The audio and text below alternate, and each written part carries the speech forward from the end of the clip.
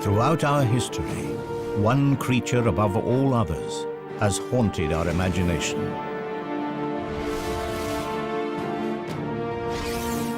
On land and in the air, the dragon has left its mark in the folklore of our ancestors. But what if these fantastic stories were more than myth? What if the legends were true?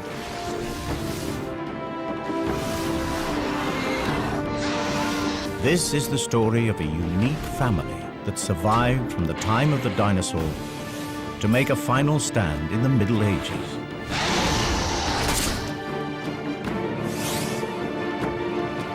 A scientific exploration of a remarkable species. This is the natural history of the most extraordinary creature that never existed.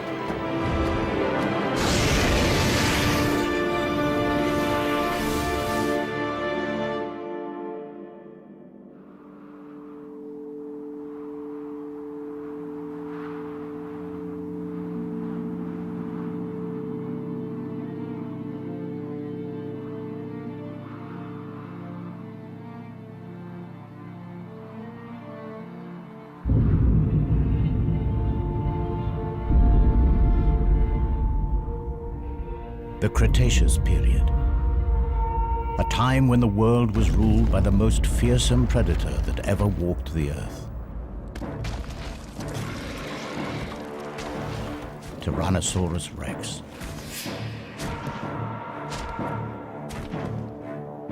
The T-Rex has been forced to this remote place from his usual hunting ground. Something has been raiding his territory, and food has become scarce.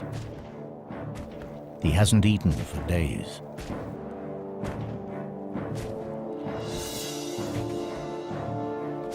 At last, a potential kill. But the T-Rex is cautious. He has never seen a creature like this before.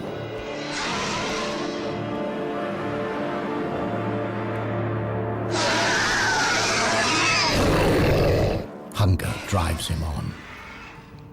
The T-Rex has a clear weight advantage. So his prey bluffs, extends its wings to give the illusion that it is much larger than it really is.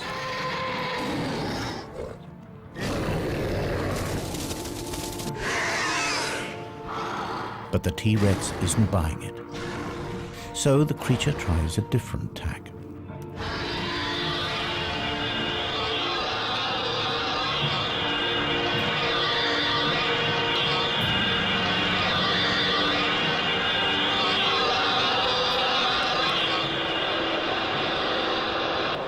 The cry carries for miles.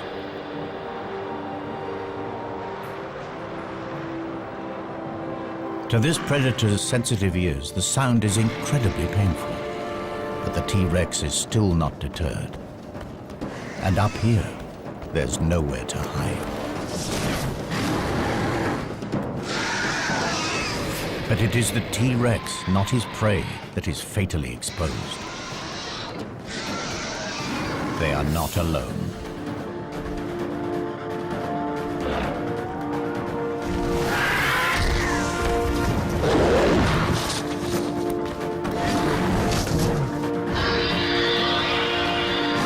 This is an adult female, a fully grown prehistoric dragon.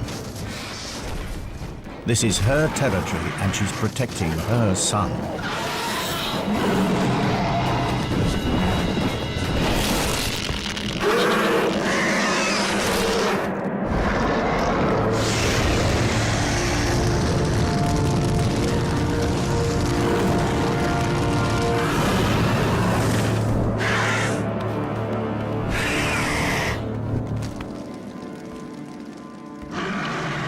The Tyrannosaurus will not last the night. But the mother is also seriously injured. With a broken wing, she can no longer hunt to feed herself or her offspring.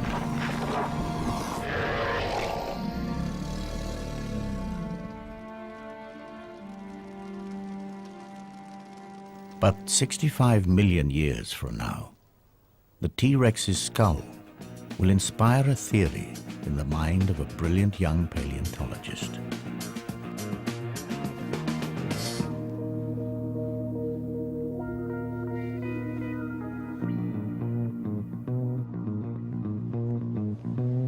This is one of only 3 intact T-Rex skulls that have ever been found.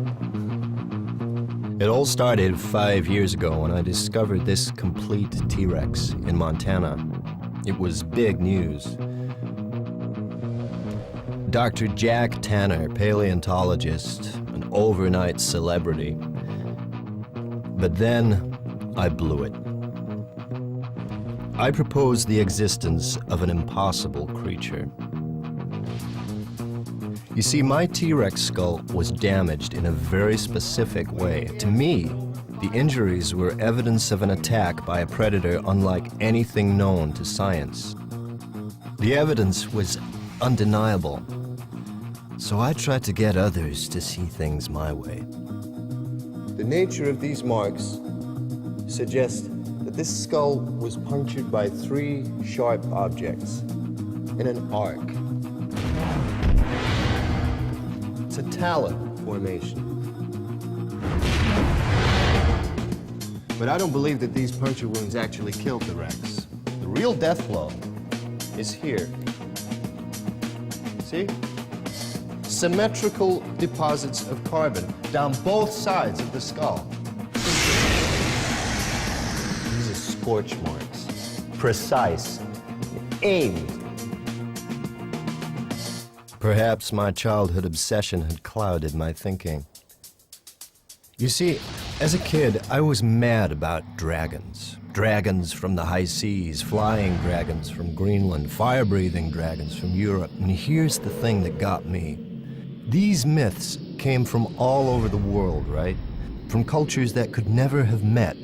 And yet from the Andes to the Himalayas, you could hear stories of dragons. How? Here's a kid's best guess. Because the stories were real. Last week, guess what?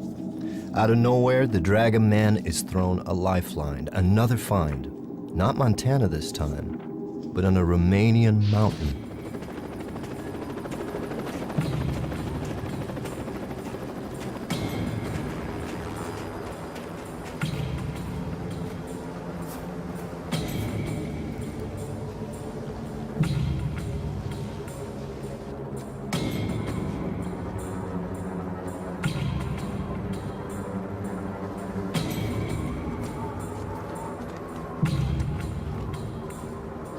Extreme skiers had fallen into a network of ice caves. They found something horrific.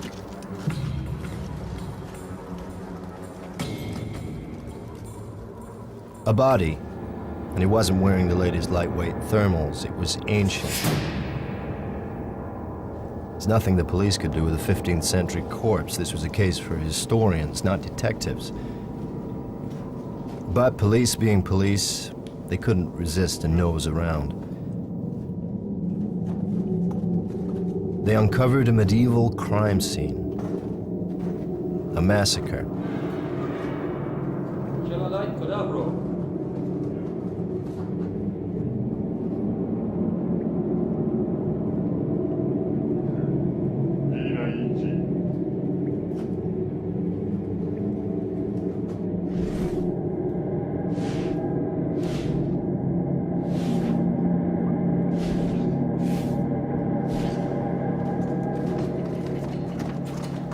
They moved deeper into the cave and soon wished they hadn't.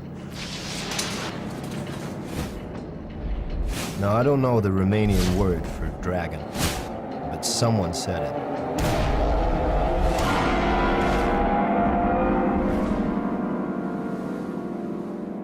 So the Romanians contact the museum in London. Is this thing a hoax or what? Now, the museum, they're ready to pass. They have an international reputation to maintain. I get to hear about it and figure I'm the perfect solution.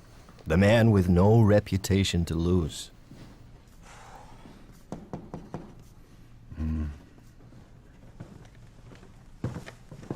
Have you seen the pictures? Every head of department has seen the pictures. And? Well, the museum's been formally asked by the Romanian authorities, in the strictest confidence, to help with this find. It's got them in quite a state. They don't know what they've got, and neither do we. Can I go? On the museum's behalf?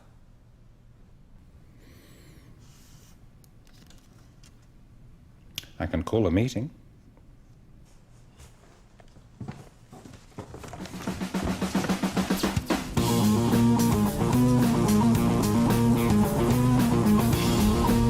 So here I am, with two of the museum's rising stars who see me as a bad career move. We've got strict orders. If this thing's of any interest, get it shipped back to London.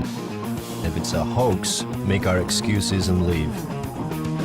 If news gets out, I'm the fall guy. Either way, I lose. Unless, by one chance in a million, it's not a hoax. Maybe then I get my reputation back.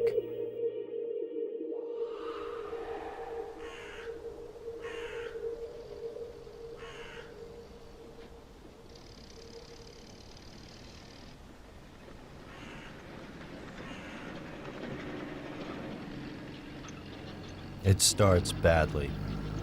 They've moved everything off of the mountain. Who knows what evidence might have been disturbed?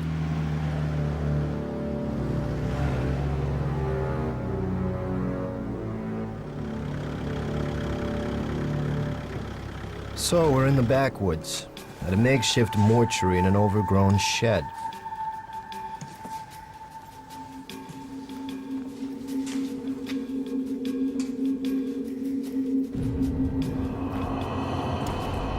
The official word is the bodies have been blackened by ice, but I wonder. Ask me, I'd say they have a different story to tell. But I mind my own business. My assignment is through here.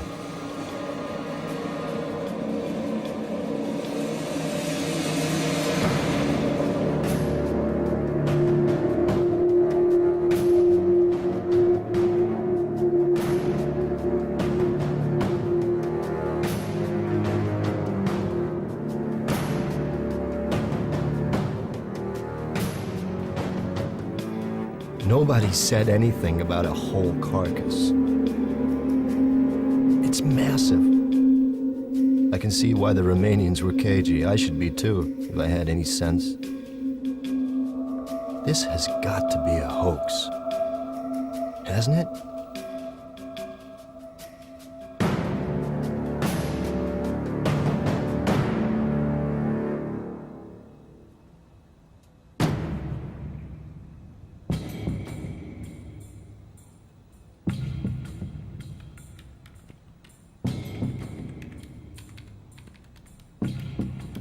Okay, so let's get this over with. 12:05 p.m., June 25th. Dr. Tanner and team are forced to begin an immediate examination of an unidentified animal. The skin looks real enough. Too well preserved. If this is a hoax, it's the best I've ever seen. Okay, sweetheart. What are you? The hide is scaly. It has a tail. Now, both suggest that this is some sort of reptile, and yet there are two limbs visible ending with what appear to be talons.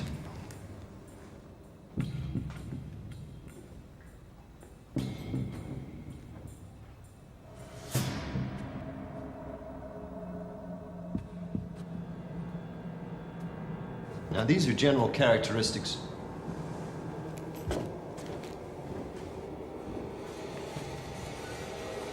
Characteristics of powered flight.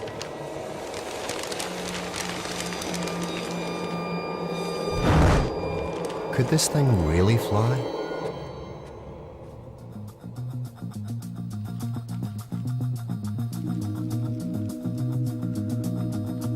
It's too heavy for these small wings. They couldn't create nearly enough lift to get its carcass off the ground. You see, to fly, you have to obey the laws of physics. There is a relationship between weight, power, and wingspan. Wing measurements give us a wingspan under 20 feet. It's not enough. This creature looks built to fly. It's got all the parts, but at the moment they just don't add up. Estimated weight? I'm guessing 900 pounds, maybe 950. He's not gonna like this. Don't tell me. The wing-to-weight ratio is way out. Couldn't fly, right? It's too heavy. A creature with wings that can't fly. That spells trouble. 2 weeks have passed since his mother saved him from the T-Rex, and the young dragon is in trouble. His mother is dead. The injury to her wing proved fatal. He cannot fly, and with no one to hunt for him, he too will die. The smell from his mother's carcass is attracting scavengers. For the moment, they're just pterosaurs. But who knows what other creatures may pick up the scent. This dragon lost his mother at a critical moment. Somehow, he has to teach himself to fly before it's too late. And if he does get airborne, it will be thanks to one of nature's most astonishing feats of engineering. This just gets stranger by the minute. Internal scans show a massive heart. That's typical of flying creatures. Those chest muscles would need large quantities of oxygen-rich blood. Your bones are perfectly designed for flight, too. The internal structure is very specialized. It's honeycombed. You see this lightweight structure in bird skeletons. Their bones are strong, but still light enough for flight.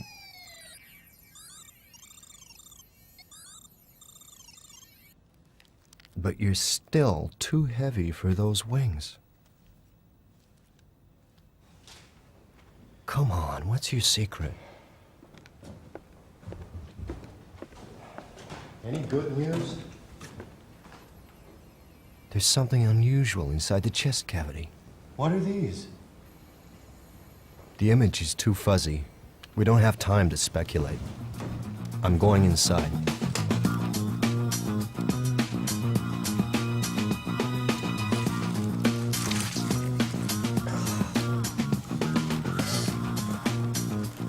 The plot thickens. A second pair of lungs? But there's no internal structure. Bladders, maybe? They must have held something. You pass me a syringe, please?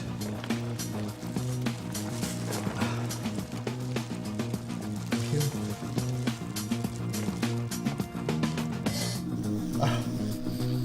It's gas. Analysis, please.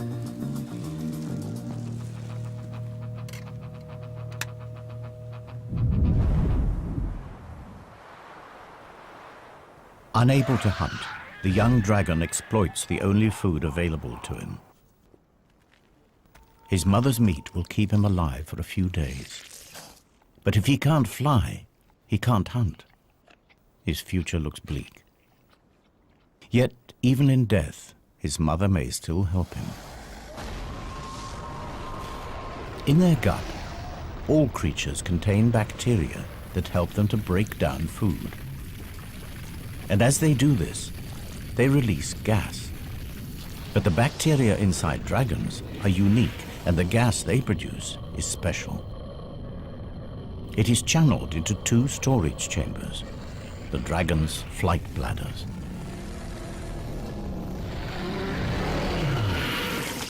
Alongside the super light skeleton, these bladders provide the key to flight, provided you know how to use them.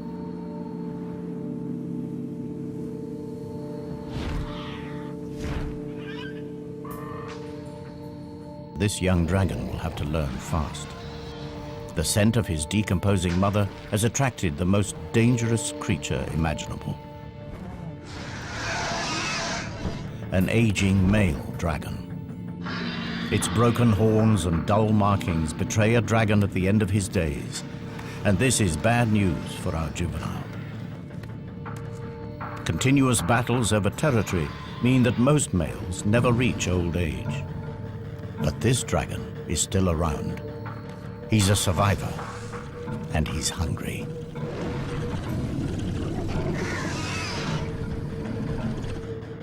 The youngster senses that given the choice, he'd prefer fresh meat. And this time, his mother isn't there to save him. His only hope is to take to the air.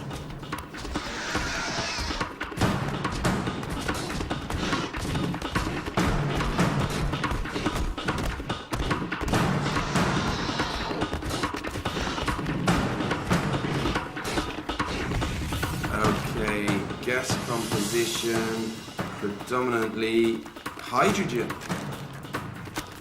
Hydrogen. It's 14 times less dense than air. It's odorless, colorless. You put hydrogen in a balloon, what happens? It floats away, right? The juvenile heads for the trees. The old male cannot fly here.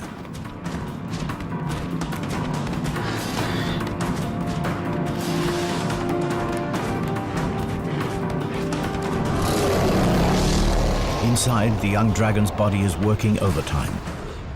Heart beating, muscles pumping, and hydrogen is collecting at a phenomenal rate.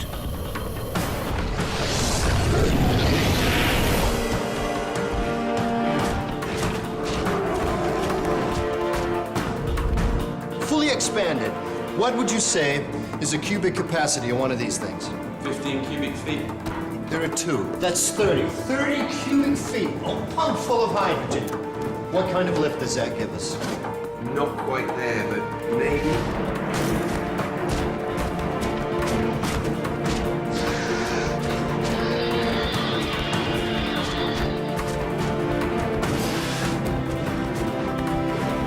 The youngster's flight bladders are now full, but crucially, so is his stomach.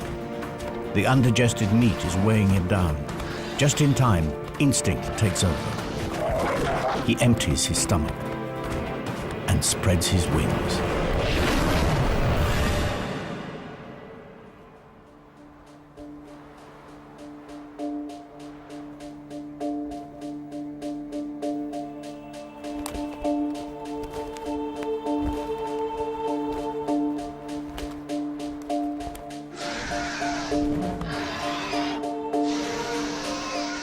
Exhausted, the old male abandons the chase. Our young dragon has found his wings, just in time, and for the very first time in his life.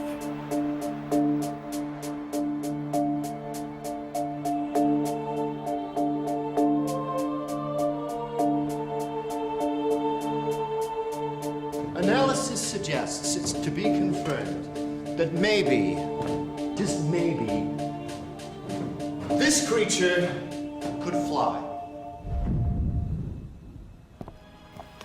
This is no hoax. This thing is for real. A gigantic flying lizard. Too much to expect that you could breathe fire, too.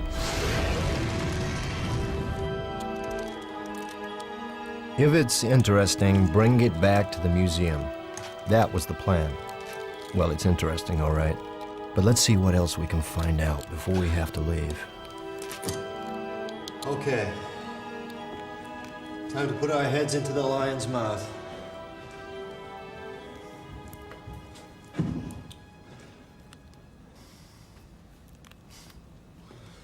Was clearly a carnivore, a formidable predator. What's going on here? You've got incisors for ripping meat, and molars, grinding teeth. Stingrays have the same kind of teeth for crunching rock-hard shells. What would a meat-eating predator want with teeth like these?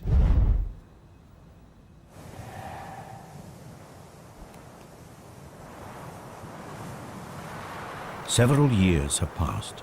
and our juvenile is now a young adult. But he is homeless. Without territory, he will never have a regular supply of food, and he will never mate. But his time has come. In the past, he has strayed accidentally inside the territory of dominant males. Today, there is no mistake. It is a daring act. Half of all young males are killed in territorial battles. The dull coat of adolescence has transformed into a vibrant display designed to intimidate rival males.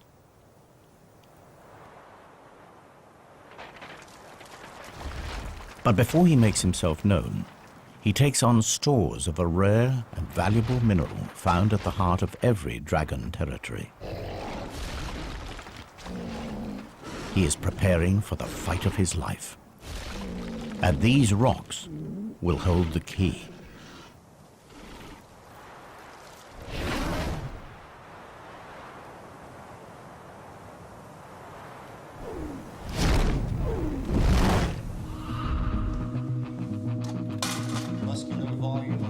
The inner surface of the mouth is incredible. It's almost armor-plated. Now this is something I've definitely seen before. A fleshy valve at the back of the throat. This flap is very similar to the false palates found in crocodile throats. Crocs use it to stop their lungs from flooding while holding prey underwater. It's a very distinctive shape, and come to think of it, I think I've seen fossils of this somewhere. This is a highly specialized structure. Can you scout the excavations and dig sites and museums, see if anything like this bone has popped up anywhere else? Or maybe it's an adaptation. Maybe it wasn't used to prevent water flooding the lungs. Maybe it's to prevent a backdraft of fire from burning the throat. Boy, when you say it out loud, does it sound lame. It doesn't look like fire ever came out of this creature's mouth. There's no carbonized food residue, no signs of charring whatsoever. It's as if all the tools are here, they just haven't been used. Perhaps it didn't breathe fire at all. Well, maybe you're right.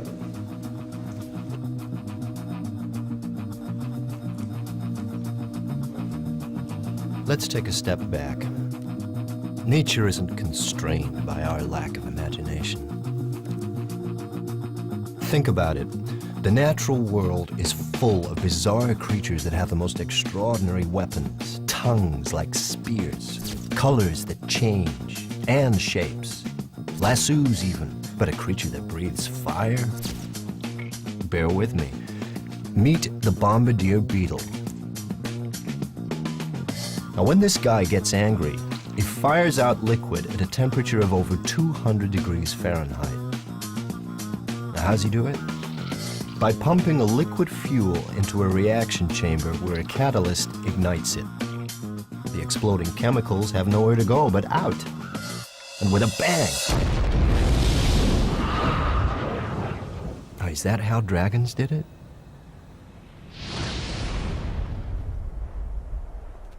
In the heart of his territory, the resident dragon, the alpha male, blasts a warning into the air. It signals that he is fit, healthy, and confident enough to waste precious fire on a display. The message is not lost on our young challenger.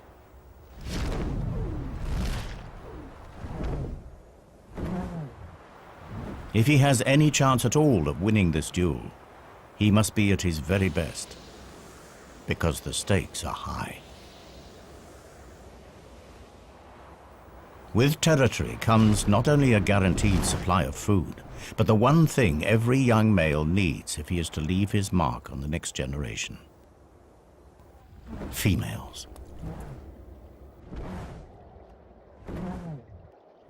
And this female is the reason he is here.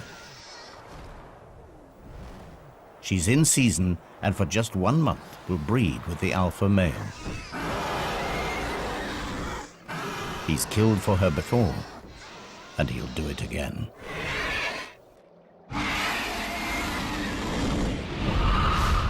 Okay. Back to basics. What do we need to produce fire? We need fuel, and we need something to light it with, an ignition system. We need a light, combustible material. Like gas?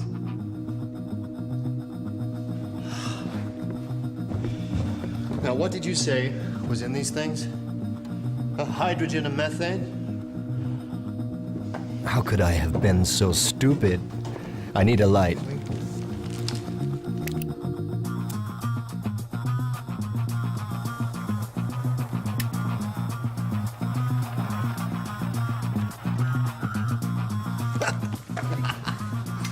It's hydrogen and methane, both combustible gases, both lighter than air. These sacks double up as buoyancy aids and fuel stores. Evolution at its most economical. So far, so good. But how did you ignite it? Can I take a sample, please?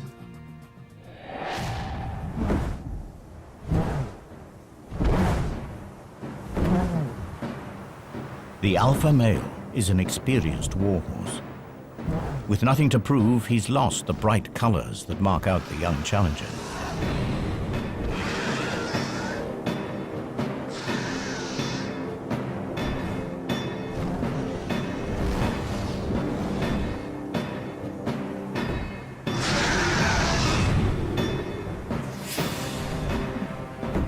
Experience tells immediately. The alpha male catches our youngster with his first strike. Instinctively, the young dragon heads for cover. The cold, damp clouds will also dull the pain. But the alpha male is not without his problems. These dogfights are calculated affairs. The hydrogen in his fuel tanks also has to keep him airborne. Every blast of flame reduces his mobility.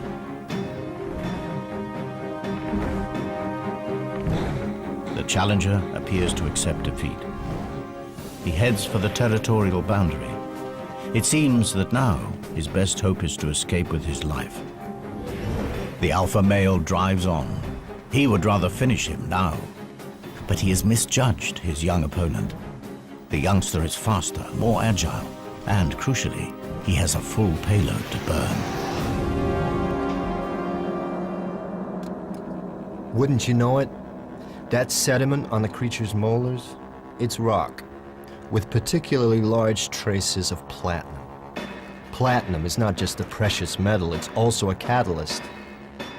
Like our old friend the bombardier beetle, fuel needs an ignition system. And when platinum combines with oxygen and hydrogen, it combusts.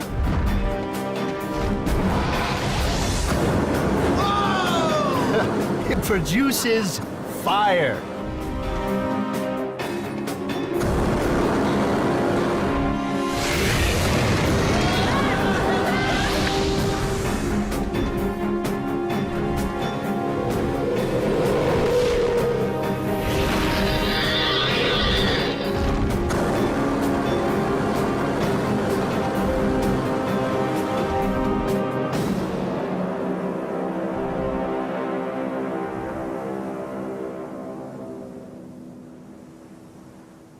Our young pretender has triumphed. The female prepares to accept her new dragon overlord. All his life, he's fought the odds, and at last, he's made it. My theory was right after all, and you're the proof. You could fly, you could breathe fire. 65 million years ago, one of your ancestors killed my T-Rex. So how did your ancestors survive when the dinosaurs didn't? The natural history of our planet tells me that it simply couldn't have happened. 65 million years ago, at the peak of our dragon's success, a curtain comes crashing down on the Cretaceous period.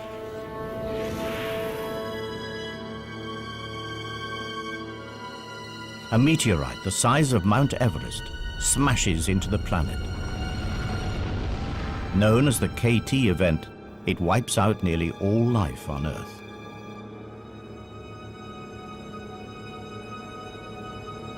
But somehow your species did survive. How?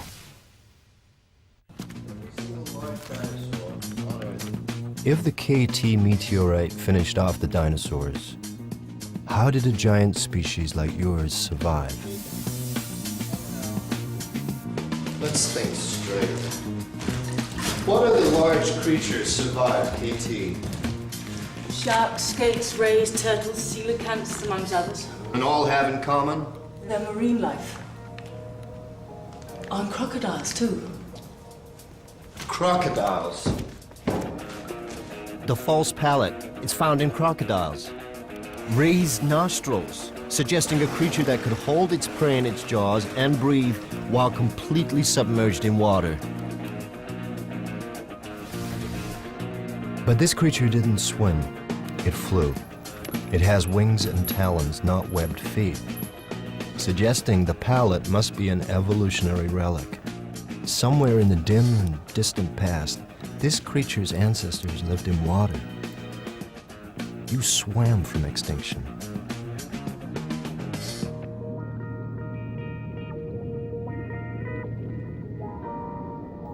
Water did indeed provide dragons with the escape route from one of the deadliest events in the Earth's history.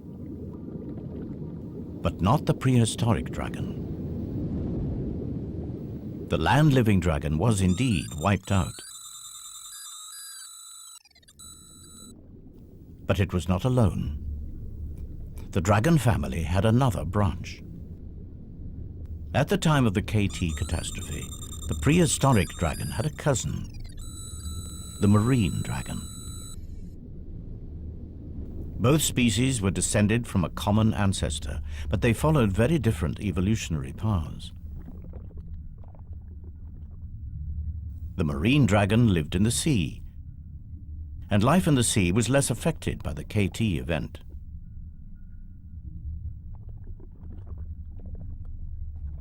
As they evolved, their flight bladders became swim bladders. Their large wings reduced to become fins, and their powerful tails became rudders. Marine dragons thrived.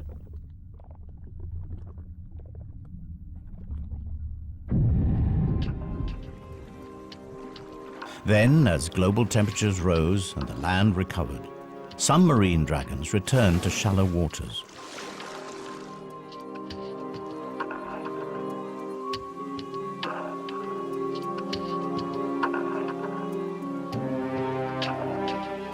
Through estuaries and rivers, they eventually made their first tentative steps back onto land.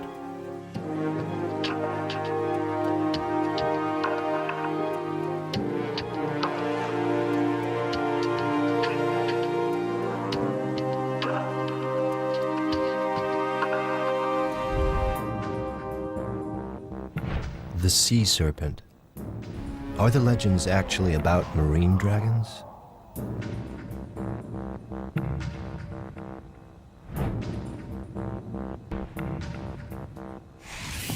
That false pallet, guess what? Looks like it's turned up at a dig site. This could be our missing link. Well, what kind of environment are we talking about? Forest. What kind of forest? Bamboo. I knew I'd seen the pallet before. It was in that excavation in China. I thought it had been from an extinct branch of crocodilian. Turns out to be much more exciting. So the water dragon came back on land and evolved into new species, at least one of them in Asia. Forest dwelling. What would you be like? Well, in Chinese mythology, dragons are low-slung, elongated, slender. The kind of body one would expect from an animal that's recently adapted from water. Was it really suited for life in a forest?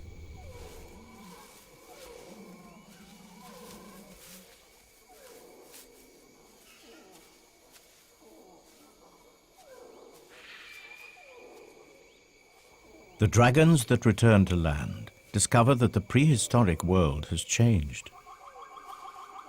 The era of the dinosaur is over, and a new order of animals has risen up to fill the void. Mammals. And mammals provide plentiful food for dragons. The trick is to catch them.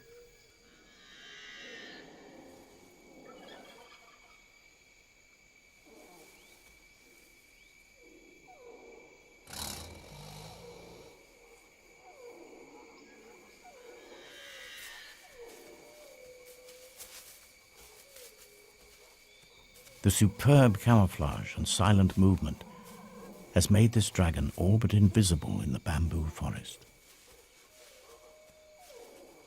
The wings on this dragon are too small for flight, but the flight bladders provide gentle lift and allow her to glide silently across the forest floor. The markings on her skin break up her outline in the dappled forest light. And to be sure, this massive relic from the age of the dinosaur has had to develop new tricks. Hunting mammals in this compact environment requires tremendous guile.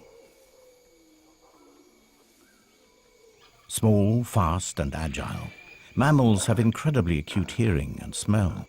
Alerted, they can disappear in an instant.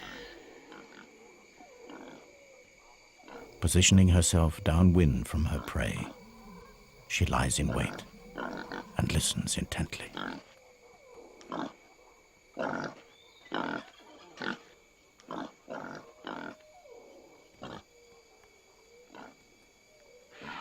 But she's not ready to strike just yet. Not before unveiling a highly specialized weapon that gives her an edge against this wary prey.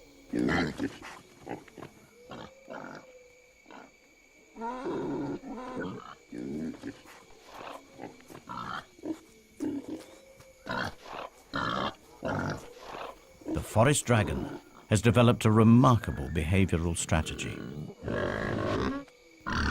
Mimicry.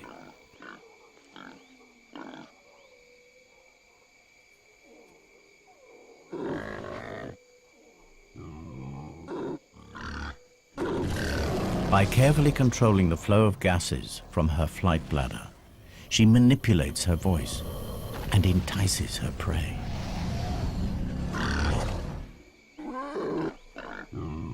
But her hunt is disturbed. There's an intruder in her territory, a creature that will come between this dragon and her prey for the last time. It's not just the invasion of her territory that riles her, or the loss of the odd meal. This animal is a real and emerging threat to her very survival.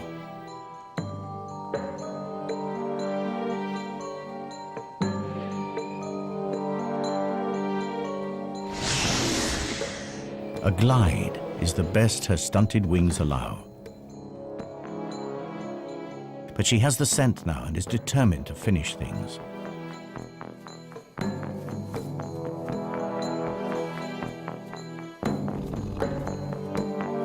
Smaller and more mobile in the forest undergrowth, the new mammalian predators are proving to be accomplished hunters.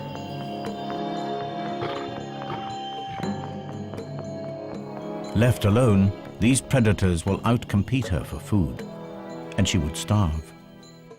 She isn't going to let it happen. The dragon closes to striking range. She blends into her surroundings, unseen, but not unheard.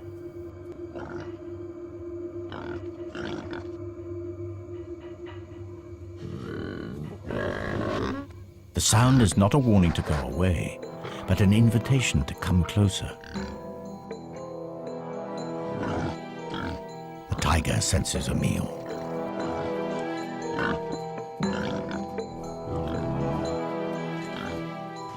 But he is a cautious hunter. The dragon tries a subtle change of pitch.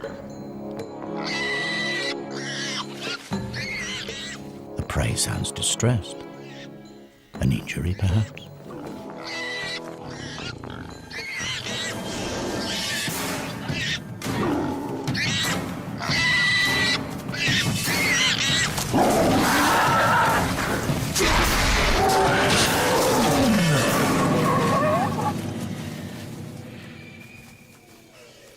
tiger falls for it hook, line, and sinker.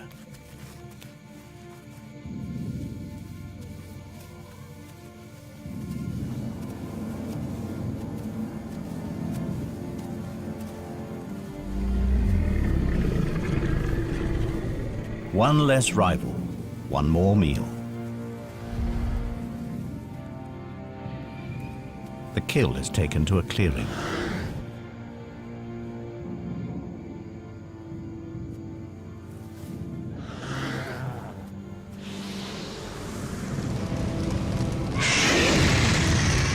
The forest dragon has adapted its ancient weapon into a culinary tool.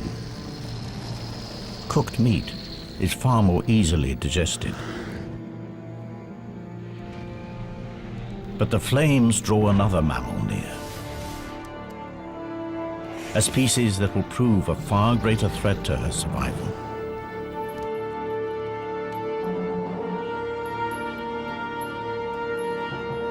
I came here to expose a hoax, and suddenly a whole reptile family is coming to life.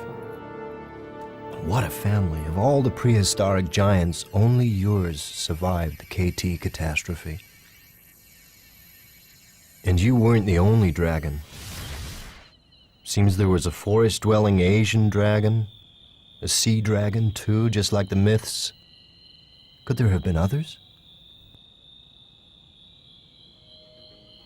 I need more time. The helicopter will be with us any minute, and soon we'll be heading back to England. And once this thing's back in the museum, I won't get a look in.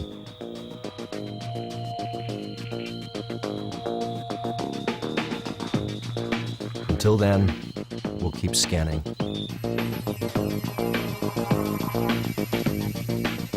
You need to look at this.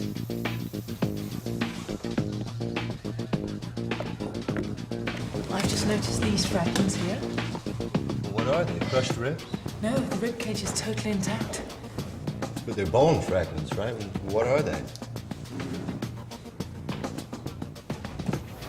That explains the weird proportions.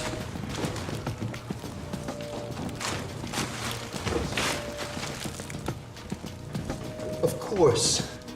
It's got 4 legs, And 2 wings. 6 limbs. No vertebrate that ever lived has 6 limbs.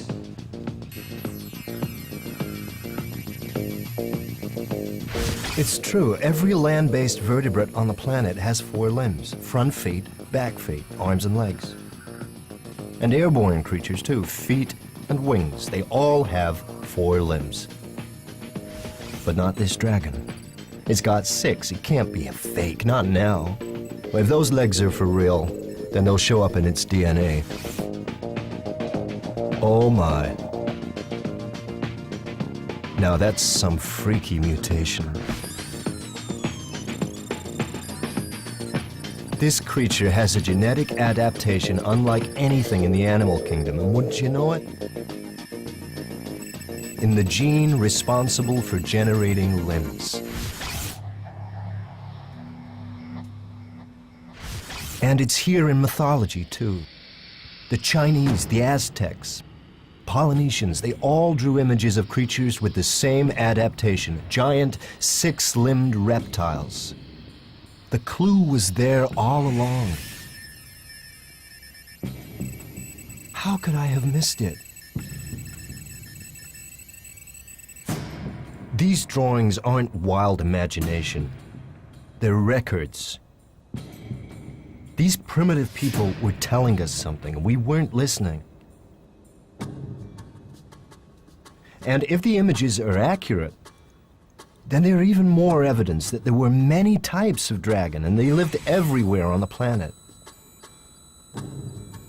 Okay, we've got evidence for a marine dragon, the sea serpent of legend, a forest dragon that lived in Asia,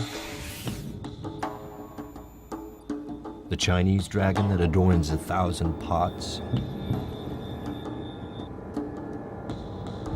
and you, well, let's call you the mountain dragon. Have you left your mark on European folk history?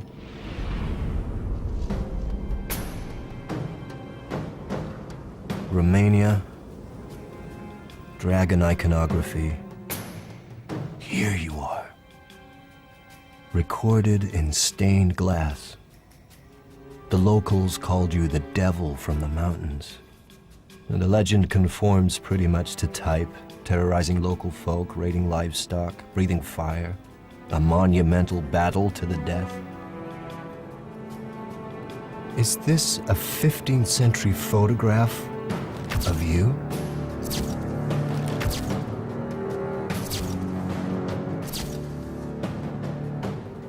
So the local farmers gave you a name, the Mountain Devil. And what kind of devil were you? We're down to the wire. They'll be moving the body out any minute, and I'll have to leave with it.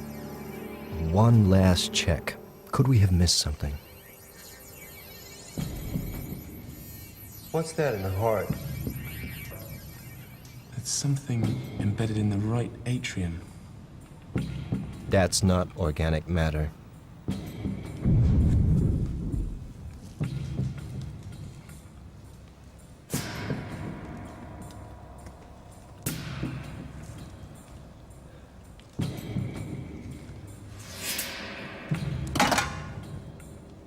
This could be really important.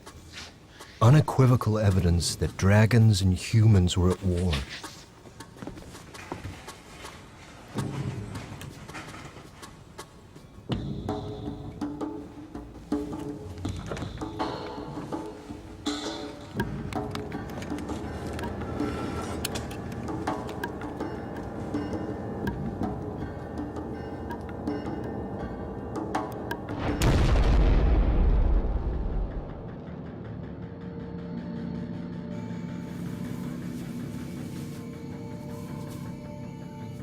Throughout the age of mammals, dragons survived.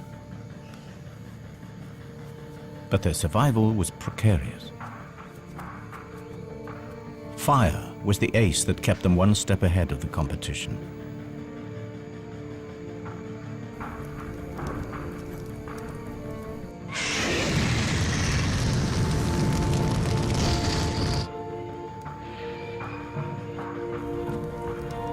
But in time, a new mammal emerged.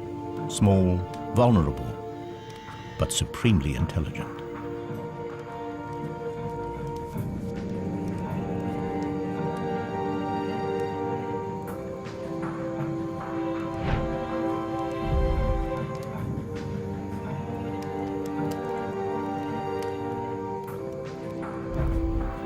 Physically, man was no match for a dragon, but he recognized the possibilities of fire.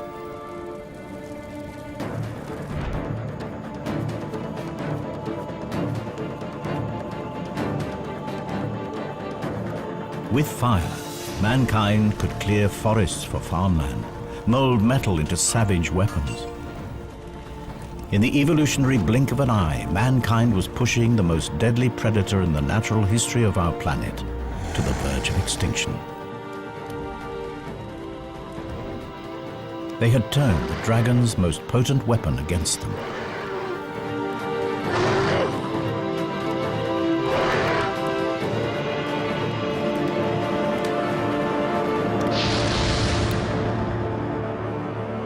The stories of these epic battles were recorded in folklore around the world, culminating here in Romania. A dark story passed down through generations.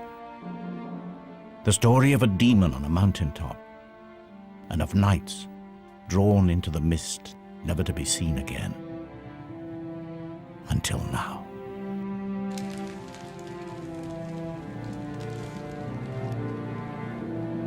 Humans and dragons, mortal enemies. If these knights went looking for a dragon, it looks like they found one. This isn't ice damage, this is carbonization. These men were burned alive by a dragon for sure, but not ours. Our dragon never breathed fire.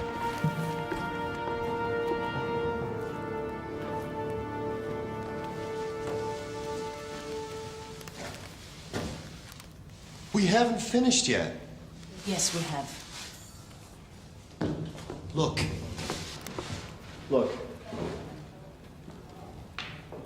Carbon. I found it on one of those bodies out there. Those bodies have been scorched.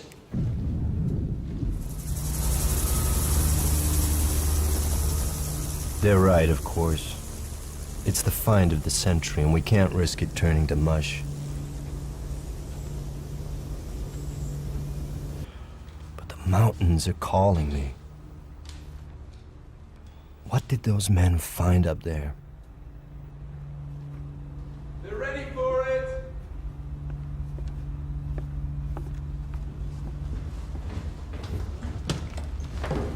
This section here. Am I misreading this? Is this a reproductive system? These are oviducts, right? Small ovaries. The female. Yet there's no evidence of follicular activity. The reproductive tract is immature. It's a juvenile. It's a baby. That clinched it. The creature in the autopsy room was a baby.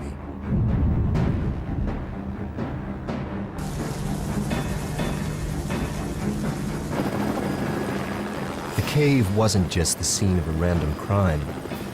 It was a nest. The local myth is starting to sound remarkably like an accurate verbal account of a real event. The knights weren't killed by our dragon. They were killed by an adult, perhaps defending its young. A dragon corpse can tell us how their bodies worked, but a nest can tell us so much more, how they lived. My guess, up in those mountains, we'll find evidence for a dragon family. Tanner is about to unravel a medieval tragedy. It is the 15th century, and a mountain dragon is under threat.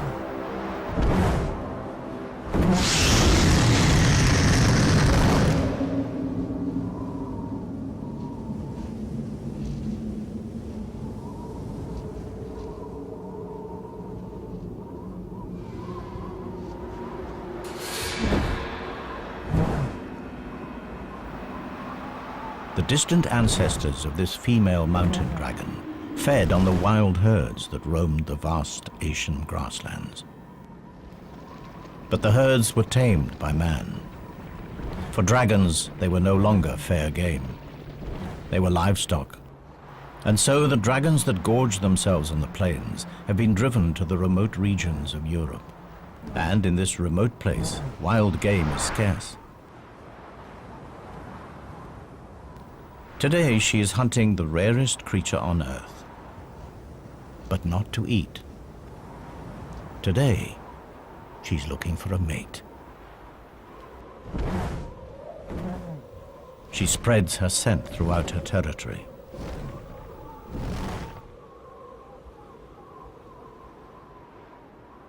Strong winds carry the pheromones south.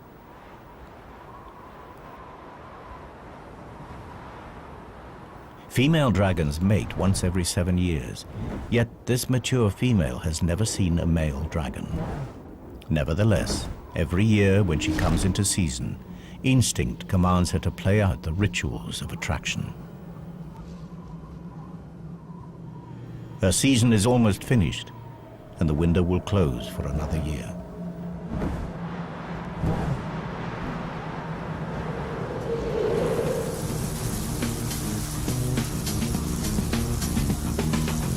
Another change of plan. Something interesting about a half mile below the cave.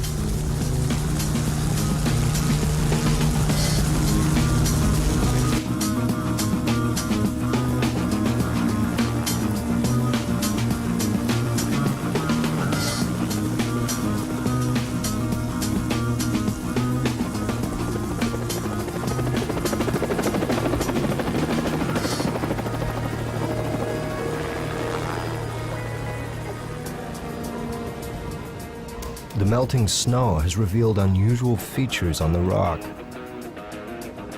To the casual observer, they could be anything, perhaps the result of some odd geological process, but me, I've got fire on my mind. And these rocks look like they've been scorched.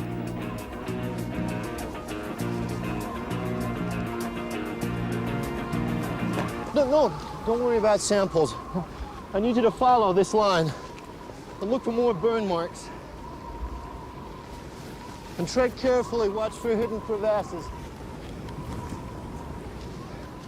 Okay, approximately 2 hours due south from the drop-off point, heading towards the scene of death. Can you take a GPS reference? Okay. Evidence of discoloration of the rock.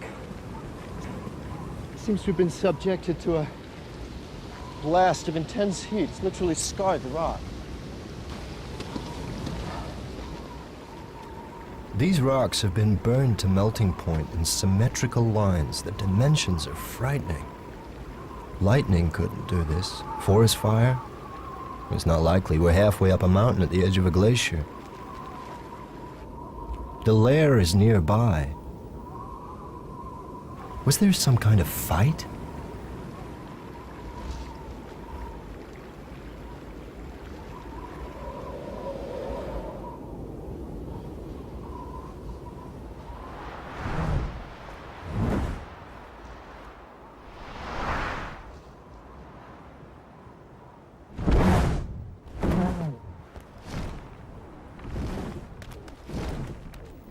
The female returns to her den. A network of caves melted into dense glacial ice. Despite the cold temperatures outside, in here the temperature is relatively warm. Like an igloo, the thick walls retain heat. But the mountain dragon has another line of defense against the cold. From her marine ancestor, she's inherited a blood protein that prevents her tissues from freezing. It has proved vital to her species as they are forced into increasingly inhospitable habitats. Soon it will be autumn, and her metabolism will slow as she prepares to hibernate through the bitter winter.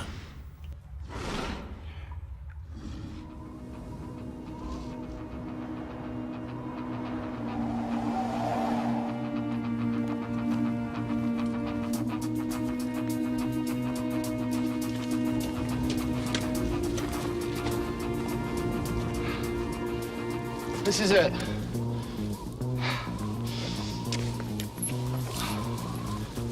Why would you choose such a remote and inhospitable place to live? Come on.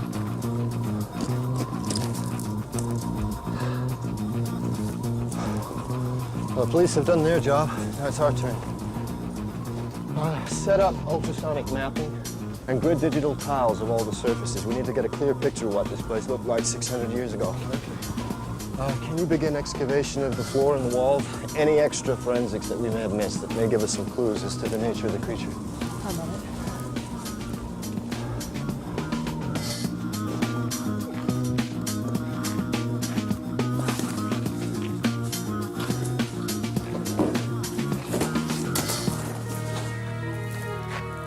So this was where they found you. Gridding tile 1, set. The laser scanner will help us build a map of this place, and then we can accurately record the position of everything that we find. Any mapping results yet? I've gridded most of the cave, but it's a labyrinth in here. Is anyone to guess what's behind these walls?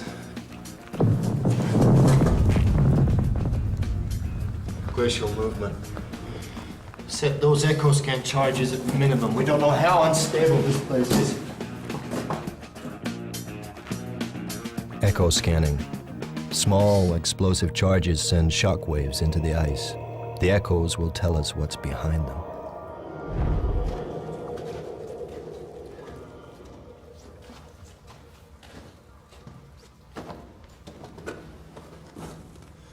What is it?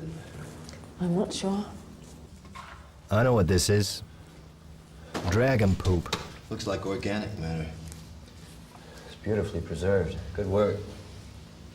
Okay, bag it.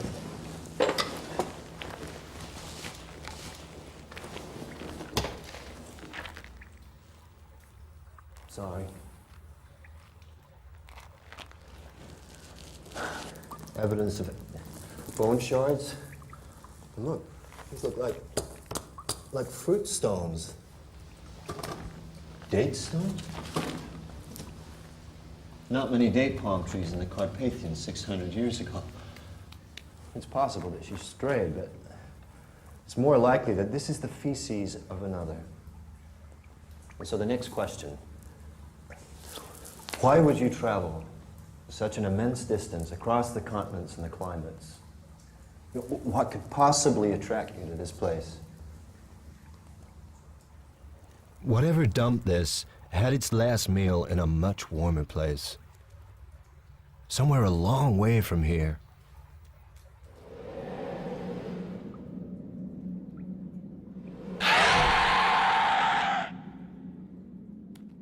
The female's curiosity is aroused.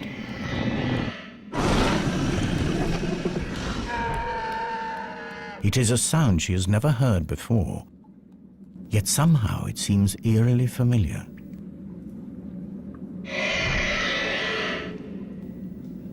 She is compelled to investigate.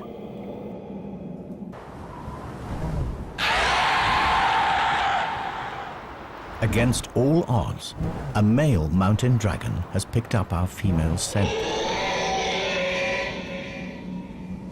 He's a nomadic dragon from the Atlas Mountains of North Africa. His search for a mate has brought him across southern Europe to the Carpathian Mountains. Now he has found her, instinct takes over. And they do what their kind has done for thousands of years.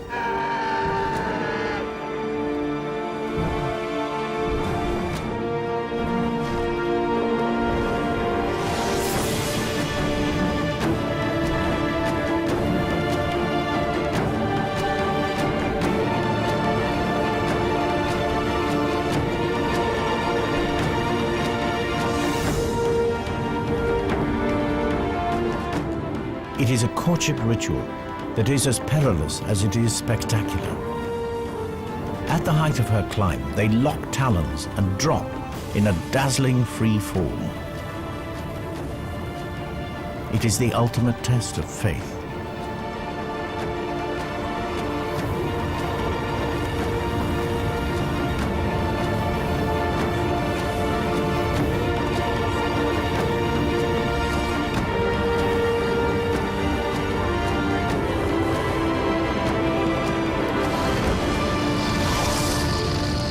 The scorches in the mountain rock serve as mute testimony to a spectacular and successful dragon mating, and a species on the verge of extinction that finds hope in a new generation.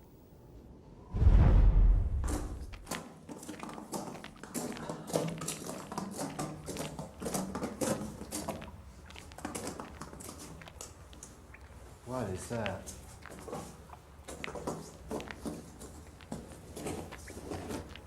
The initial investigation team must have had a lot on their minds. They sure overlooked this.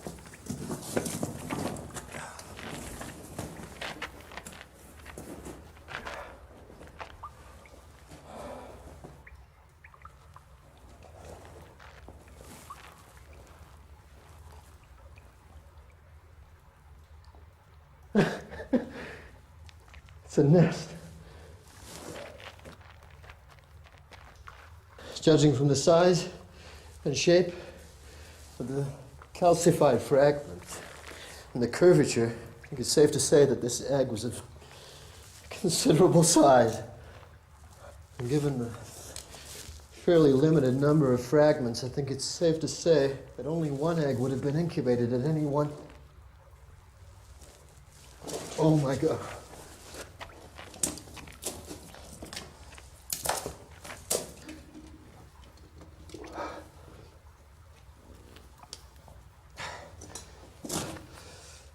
Two eggs in a clutch but only one of them made it.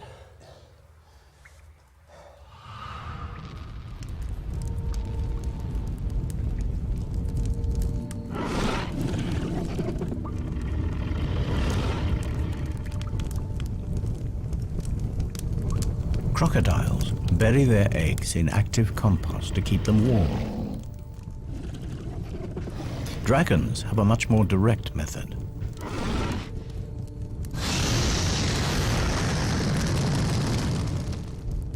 The eggshells have heat-resistant properties that can withstand intense temperatures. In fact, without this searing heat, the dragon chicks inside would die of cold.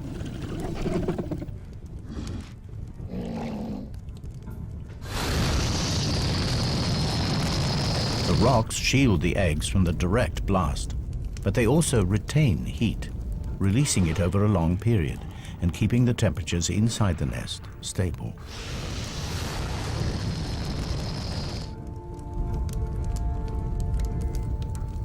If she is to become a mother, careful and constant temperature control is essential over the long incubation period.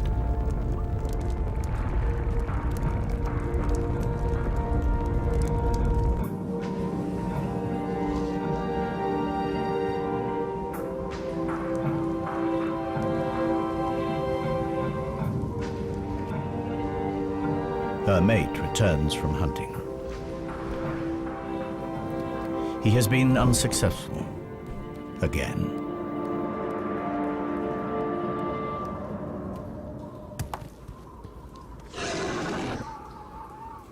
After mating, female dragons become aggressive, deeply defensive when any creature approaches the nest, even a mate. In order to placate her for the lack of food, he brings a gift.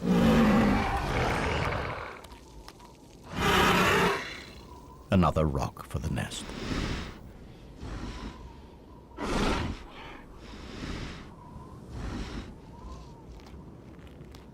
The male is now clear to enter the cave.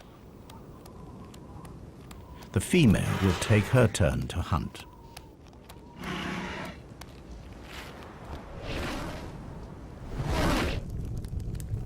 Now the male has responsibility for the nest. Special sensors in his tongue allow him to check the temperature. If the eggs fall below 60 degrees, the chicks will die. Yet, quite deliberately, he lowers the temperature. There is method in this apparent madness. Just like crocodiles, the temperature in the nest will determine the sex of the offspring. Cooler temperatures encourage the development of females. Males, even sons, will compete for territory, food, and breeding females. Females suit him better. In normal times, this self-serving strategy is sound, but in a species on the verge of extinction, an imbalance in the sexes could prove fatal. Should anything happen to him, this tiny group is finished.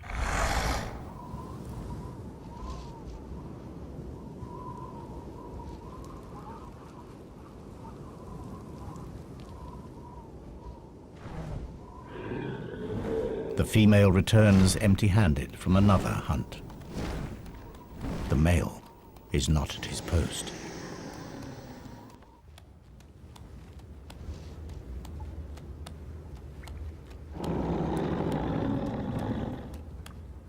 Something is very wrong. The male has let the incubation temperature drop dangerously low.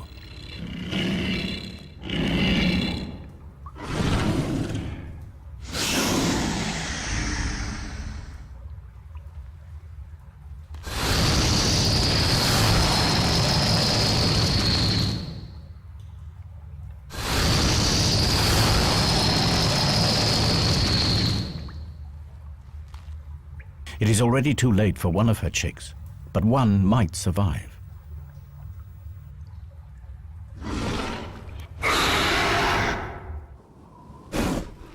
The male senses trouble and makes his escape.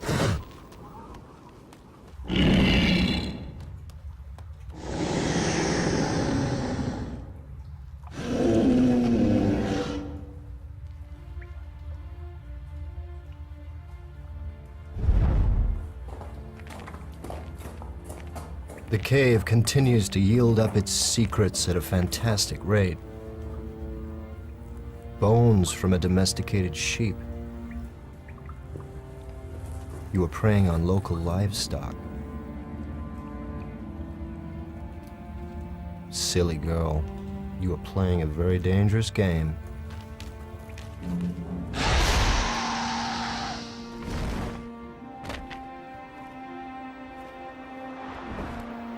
The female has taken to raiding livestock for food. She has good reason. This is her daughter. And her survival is the most important thing now. But by stealing from farms, she risks provoking the locals and placing her daughter in danger.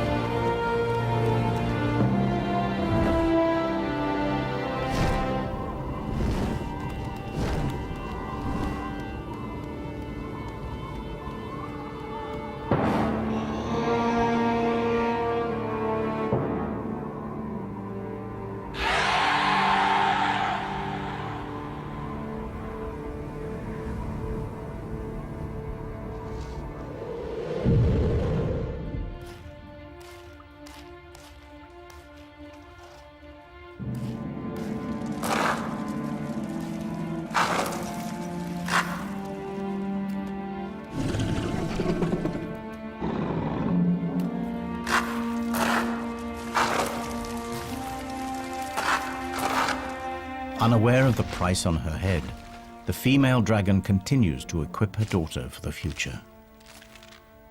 She is passing on the secret of fire.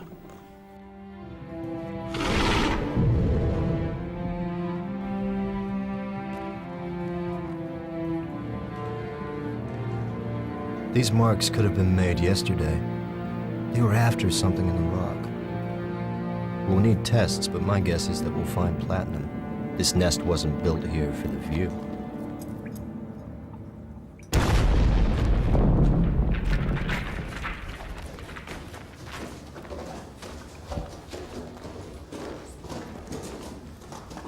I've got the results through. Yes, look, one chamber through here. There's a second chamber behind us here. And there's a third chamber right over there. 3 chambers. We've only got time to go into one, so what do you want to do? I have no idea. Wait a minute. What's that? There's something on the rock.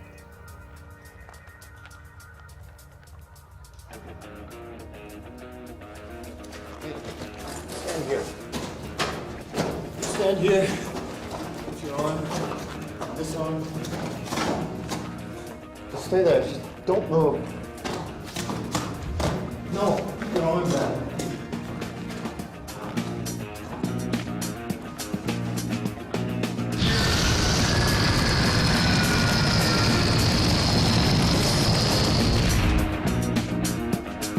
Whatever created that blast mark came from behind this wall. Set up the rover. We're going in here.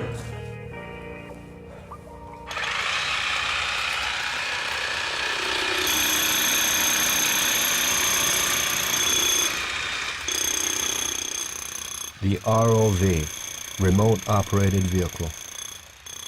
One of the latest additions to the paleontologist arsenal.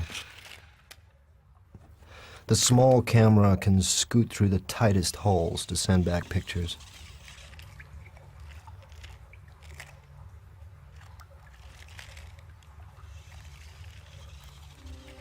Padre nuestro, Señor, sia santificato tu nome. tuo regno. Sia fatta la tua volontà, come in cielo e così in terra. Dacci oggi il nostro pane quotidiano.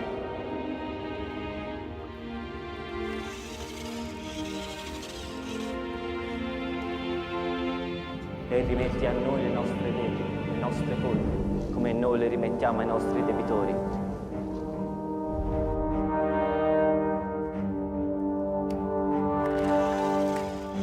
E non ci indurre in tentazione, ma libraci dal male. Amen.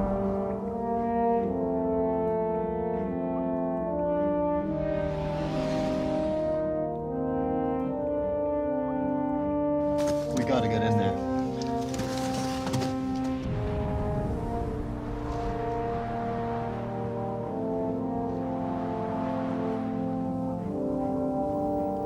After feeding, mother and daughter bask in the sun's warmth.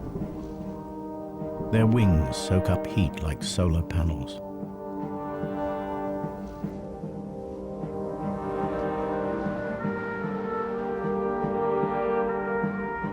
In a rare moment of intimacy, they lie together and share body warmth.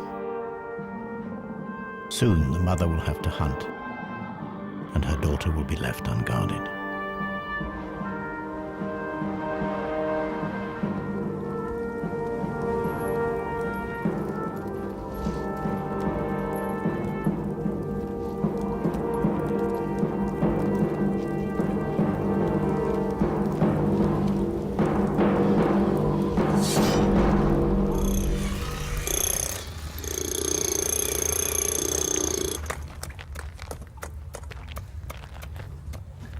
The nights in the mortuary weren't alone. This place is looking more like a war zone. The question is, whatever killed them, is it still in there?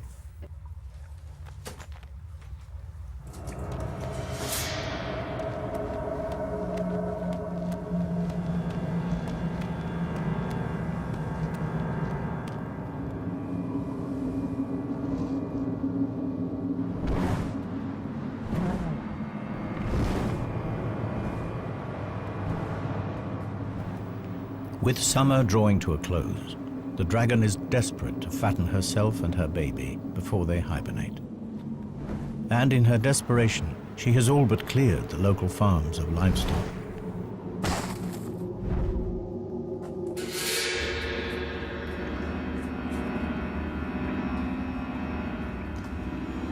There are 2 more bodies in here. There doesn't appear to be any evidence of scorching.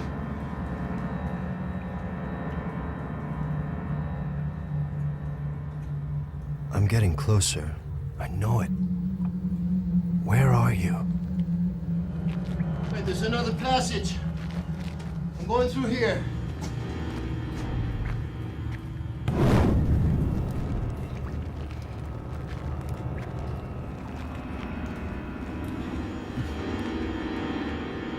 Once man and dragon lived side by side. Dragons were respected, even worshipped. Now they are hunted like vermin. Man has driven dragons to these remote habitats. Now even here, they are not safe.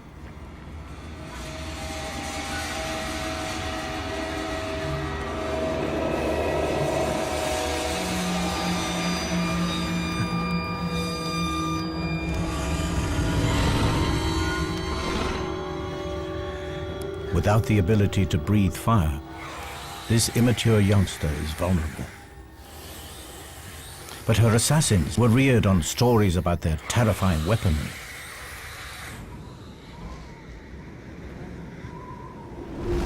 Wary of the fire-breathing devil, they are cautious.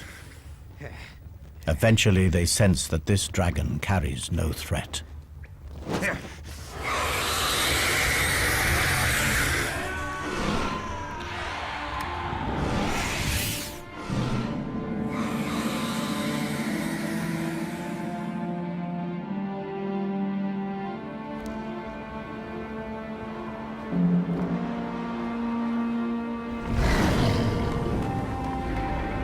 The mother returns. Too late.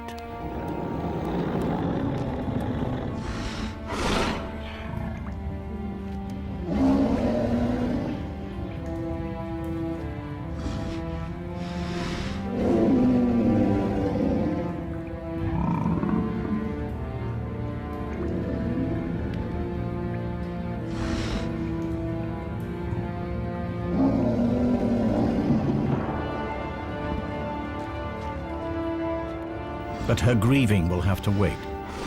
She catches a scent, chilling yet familiar. In a final insult, the assassin wears the blood of her daughter as a trophy. These warriors may have survived many battles, but nothing can prepare them for the fury. They are about to reap the whirlwind.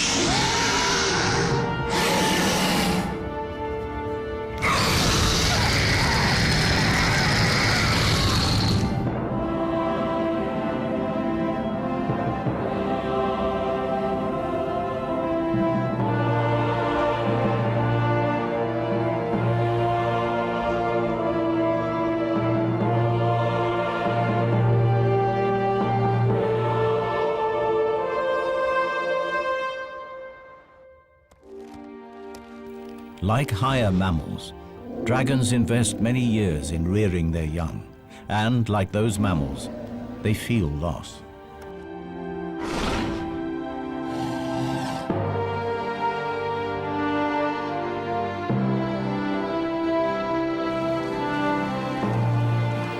But the trauma of her daughter's death has brought the female dragon into season. She may still be mourning, but her body knows that to survive, she must mate again.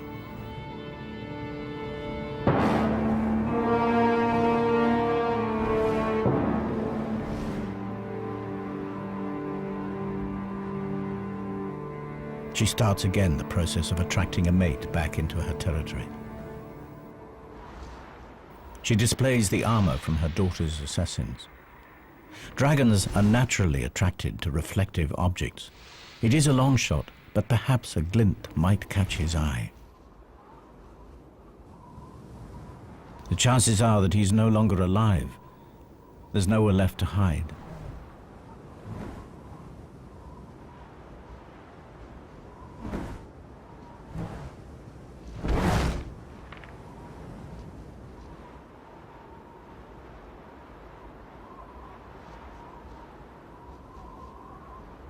As winter draws in, hibernation beckons.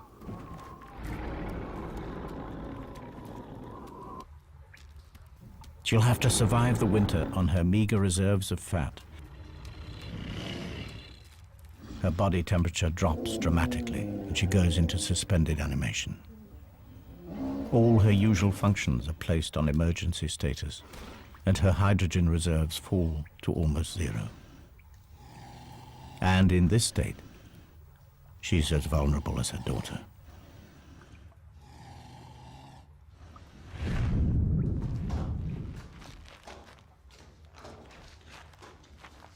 Where are you?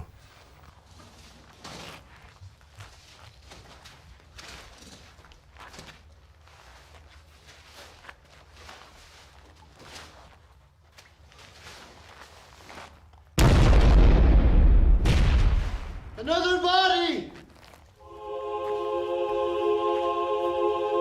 A spear. A body. It's crushed by something.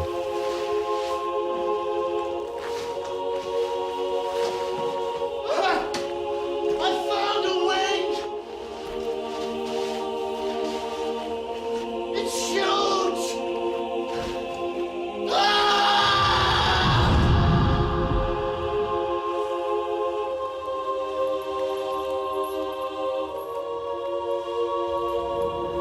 The female is woken from her torpor.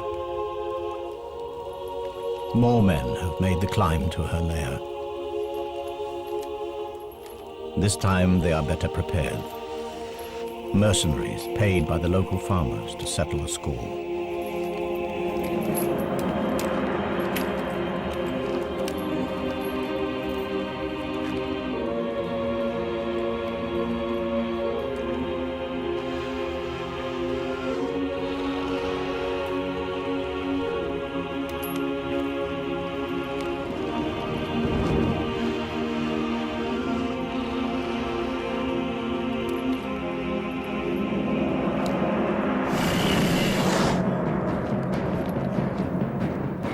Without food, she cannot make hydrogen. And without her precious gas, she cannot fly or breathe fire.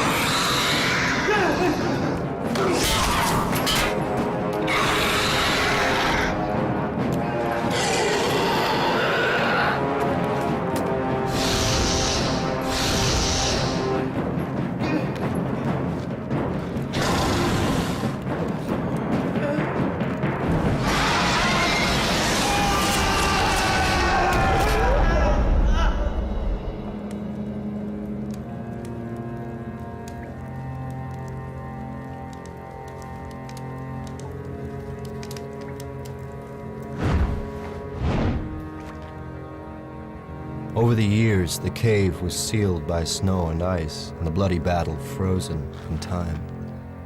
The dragon faded from reality to mythology and would have stayed that way had these two dragons not revealed their secrets to us.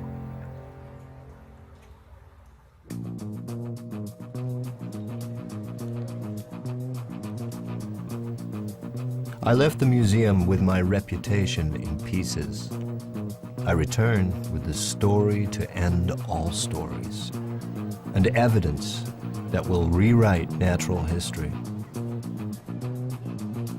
The creatures of legend were real, but the legends gave a twisted view of reality. I fill my colleagues in about the fantastic family that we have unearthed.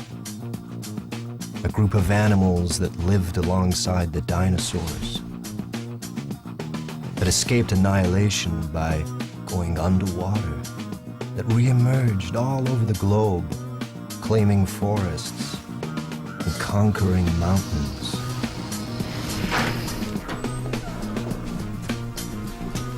But I can tell that they're not listening. They want to see the evidence firsthand. And who can blame them?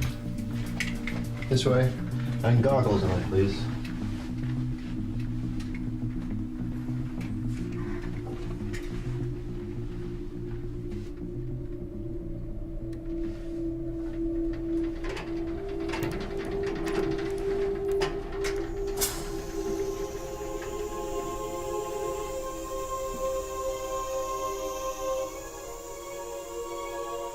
The story of life on our planet has been rewritten by a mother and her child, reunited.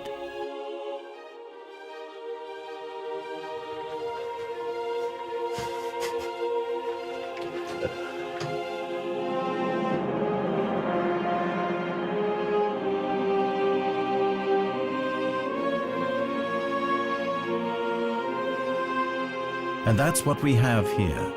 The last of a legendary line. Myth made real.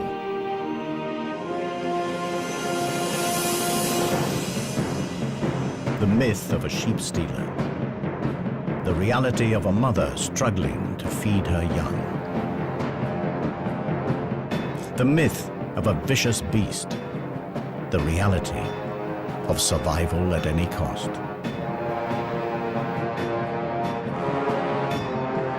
The myth of knights that climbed a mountain to slay a dragon. The reality, persecution and extinction. Now every dragon myth from around the world begs the same question. Were they real too? And the most important question of them all, were these really the last dragons?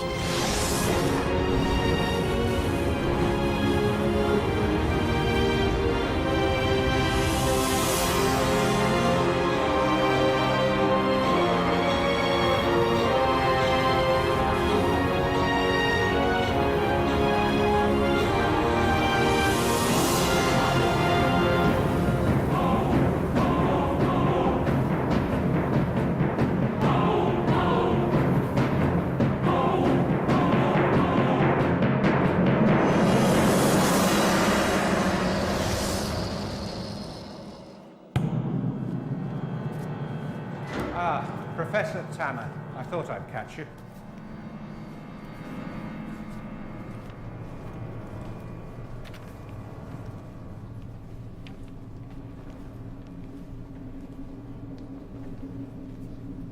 These were taken 2 months ago.